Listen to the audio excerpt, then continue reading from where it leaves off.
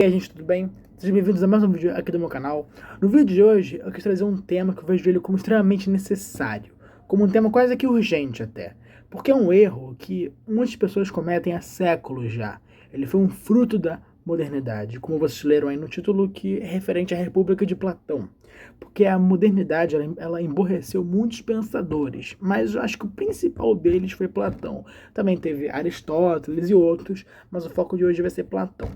Por quê? Na maioria dos livros de história da filosofia que você lê hoje, ou você entra num site, vê um vídeo qualquer no YouTube, ele vai cometer o mesmo erro de atribuir a República de Platão, né, o famoso rei filósofo, como uma utopia, como um projeto político que o Platão apresentou a nós, como um modelo ideal de sociedade, ou como uma ideologia política. Eu já vi, inclusive, pessoas falando que Platão e Aristóteles foram precursores do comunismo. Mas já disseram que Jesus é comunista, então acho que nada mais me assusta. Mas isso é um erro crasso que muitas pessoas cometem na história da filosofia e que eu quis realmente trazer a explicação de uma vez por todas para acabar com esse erro. Então eu peço, por favor, para que vocês deixem um like, se inscrevam no canal e compartilhem esse vídeo, porque esse erro ele realmente não pode continuar, porque é uma leitura errada que as pessoas fazem referente à filosofia platônica. E bom, o erro consiste em que as pessoas elas atribuem Platão e Aristóteles como se eles fossem apenas cientistas políticos ou sociólogos ou historiadores e estrategistas militares, mas a verdade é que eles vão além disso. Platão e Aristóteles, eles eram filósofos políticos, ou seja, eles buscavam entender a política unida com a ética, unida com a antropologia, unida com a própria metafísica. Então eles não separavam apenas a política em um único ramo, porque seria a ciência política. Eles nem também buscavam nos falar só sobre a sociedade, porque isso seriam os sociólogos. Também eles não nos mostravam apenas como que um governante deve agir, como fazem os historiadores e estrategistas militares, esse é o caso, por exemplo, de Maquiavel, no seu livro O Príncipe. Platão e Aristóteles, eles vão além disso tudo. Eles refletem sobre a própria essência do que seria a sociedade política. E é isso que o Platão faz na sua República. Porque esse filosofar acerca da sociedade política foi uma coisa que acabou morrendo com o tempo. Desde a teoria do Estado moderno, com Hobbes, com John Locke, com Rousseau, isso é uma coisa que enfraqueceu muito, chegou ao ponto de realmente morrer. Porque o que você vê hoje acerca de filosofia política, ou é uma leitura da nossa sociedade atual, ou é uma proposta política que tem como influência alguma ideologia do passado. Por exemplo, o século XX foi o século das ideologias. Os dois maiores fenômenos políticos do século foram o comunismo e o fascismo. E até hoje, né, que nós estamos no século XXI, as obras que saem sobre essas ideologias, elas têm como influência a defesa ou o ataque delas. Então você não vê mais um filosofar acerca da sociedade política, buscar compreender a essência dela. Isso é uma coisa que não tem mais. E é por isso que o pessoal entende mal Platão. O pessoal acha que o Platão ele está tendo relação com a modernidade, que Platão ele pensa como um filósofo da modernidade. Porque a República de Platão, né, a obra, o livro, ela tem como foco, como objetivo, entender o que é a justiça. Esse é o grande centro do livro. Não é uma proposta, não é uma ideologia, não é uma utopia. É buscar entender o que é o justo e o injusto.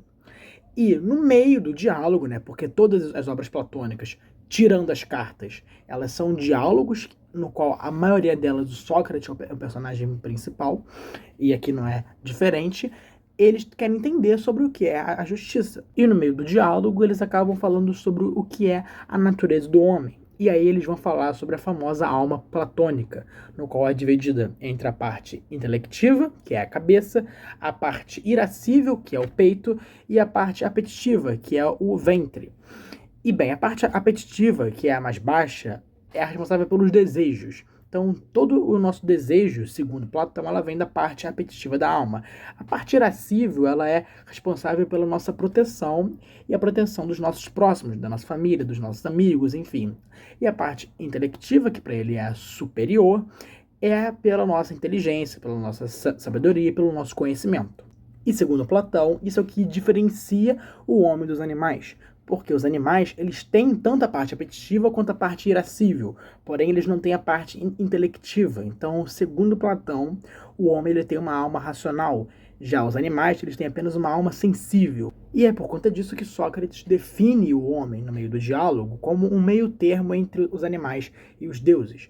Pois, ao mesmo tempo que o homem ele tem também o seu foco no material, no sensível, já que ele tem os 5 sentidos, já que ele pode buscar as coisas do mundo material, ele pode se deleitar nelas, ao mesmo tempo ele é o único animal que pode ter prazer intelectual e espiritual, coisa que nenhum outro animal pode. Dada essa definição, o Sócrates ele quer entender o que é justiça, entendendo que o homem já busca o que está acima dele. Como eu já falei, o homem ele busca o bem, o belo e a verdade. Esse é o sentido da vida humana na visão platônica. Se assim for, aquilo que é justo é aquilo que é bom. Então, buscar a justiça é buscar o bem. E como todo homem busca o bem, é preciso entender qual que seria o melhor modelo de uma sociedade para que assim as pessoas possam realmente garantir esse bem. Porque o objeto da justiça é o direito. Então, se uma pessoa quer ganhar esse bem, ela tem que ter direito a ele. E como é que você pode garantir esse direito? Em outras palavras, como que você pode garantir a justiça? E é aí que ele vai desenvolver o seu diálogo sobre qual será o melhor modelo de sociedade. É isso que vai até o diálogo. Porque o diálogo não começa se perguntando qual seria o melhor modelo de sociedade. Ele começa perguntando sobre o que é a justiça. E aí, com o tempo, ele vai se desenrolando, ele diz isso tudo que eu falei, aí ele chega na parte sobre o melhor modelo de sociedade. E aí ele vai ter o seguinte raciocínio. Se uma sociedade ela é uma multidão de indivíduos, de homens, e como eu falei, todos os homens têm a mesma essência, que é dividida em 3 partes diferentes da alma, se assim for, uma sociedade ela tem que ser igual a essa essência humana. Porque o indivíduo ele é como se fosse uma miniatura dessa sociedade. Já que para a sociedade existir, é preciso ter vários indivíduos diferentes. Se assim for, para uma sociedade ser justa, para ter direito, para garantir esses direitos de cada cidadão, é preciso com que cada sociedade seja dividida nas 3 partes, assim como são as 3 partes da alma. Assim sendo, os homens que mais usam a parte apetitiva vão ficar responsáveis pela parte apetitiva da cidade, a parte irascível pelos aqueles que usam a parte irascível, e a parte intelectiva por aqueles que usam mais o intelecto. E assim, o Sócrates, no meio do diálogo, ele chega a dividir a sociedade entre os comerciantes, que são aqueles responsáveis pela parte apetitiva, já que o comércio ele envolve o desejo, porque você compra e vende, enfim. A parte irascível seriam os militares, as forças armadas, porque como a parte irascível preserva a nós mesmos e aquele que nós amamos, logo, aquilo que vai preservar a sociedade, que irá protegê-la, serão os guerreiros, responsáveis pela parte irascível. Agora, a parte intelectiva, segundo Platão, na alma humana, essa é a parte superior, porque é o intelecto que guia, que direciona as outras 2 partes. Se assim for, em uma sociedade, aqueles responsáveis pela parte intelectiva terão que mandar, terão que direcionar as outras 2 partes. E quem manda em uma sociedade são os governantes. Em outras palavras, aqueles responsáveis pela parte intelectiva serão os governantes. Mas como o próprio nome diz, a parte intelectiva é a parte racional, a parte que usa a inteligência. E quem usa a inteligência, senão os eruditos, senão os intelectuais, os questionadores, os pensadores, os filósofos? É aqui que Platão vai chegar ao famoso rei filósofo. A famosa frase, ou os reis viram filósofos, ou os filósofos viram reis. Então, a modernidade, ela acreditou que isso seria a utopia platônica, o modelo de sociedade que ele apresenta. Os filósofos como reis, os militares como a parte irascível, os comerciantes como a parte apetitiva. Essa seria a sociedade perfeita, ideal, onde não haveria erros e a justiça, os direitos de cada um seriam garantidos. Mas a verdade é que não, gente. Isso foi um raciocínio que no meio do diálogo eles alcançaram. Porque, como eu disse, o diálogo ele não começa se perguntando sobre qual é o melhor modelo de sociedade. Então esse já não é o foco. O foco é como garantir a justiça, como garantir o direito de todos. E aí eles vão chegar ao raciocínio dessa república. Só que o que vocês precisam entender é que nem todo diálogo do Platão vai acabar com uma conclusão, vai acabar com uma resposta. Em muitos diálogos dele, ele vai deixar uma brecha, até mesmo para outros diálogos. Porque, por exemplo, a república, ela é um diálogo, entre aspas, incompleto. Você tem que continuar a ler, por exemplo, as leis, que é realmente a principal obra dele, apesar de que todo mundo diz que é a república, mas não, são as leis. Eu vou dar aqui um exemplo próprio. O diálogo Mênon, que é um dos mais fáceis, mais acessíveis do Platão, em que ele se pergunta se a virtude é algo ensinável, nessa obra, no início dela, ele vai dizer, para a gente entender se a virtude é algo ensinável, a gente precisa entender o que é a virtude.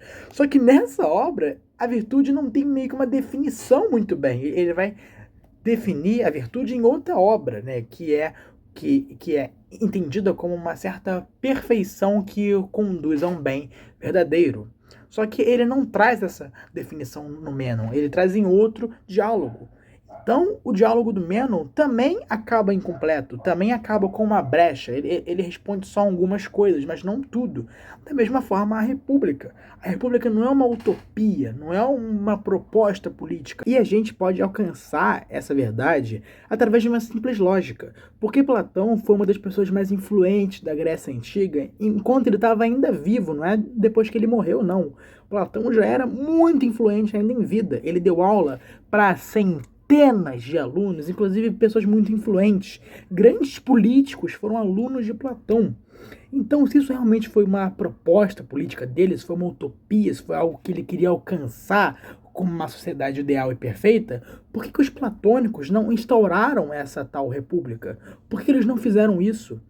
A resposta é que eles sabiam que Platão não estava propondo nada, não estava realmente fazendo uma ideologia política. Isso foi um raciocínio que ele alcançou no meio do diálogo. O famoso rei filósofo, ele é um conceito filosófico platônico, tendo em vista a sociedade política no qual vai ocorrer o exercício da justiça. Mas ele não é uma proposta para o futuro, porque isso é você colocar no mesmo pé de igualdade o conceito de rei filósofo com o conceito de ditadura do proletariado, por exemplo.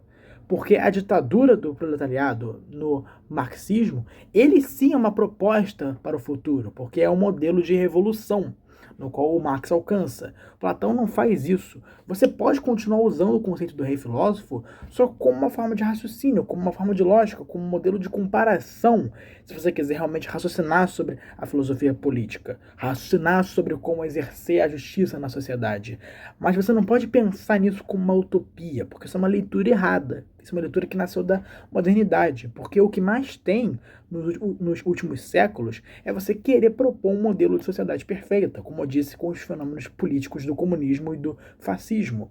São fruto da modernidade, mas é uma coisa que não tinha em Platão, porque Platão estava além disso. Mas, bom, gente, o vídeo foi isso. Espero que tenham gostado. Espero que tenham corrigido esse erro a todos, né? Porque realmente é um erro que ele não pode continuar. Uma coisa que muitas pessoas acabam cometendo erro na história da filosofia. E é, gente, valeu. Se inscreva no canal, deixa o like, compartilha o vídeo. Tamo junto.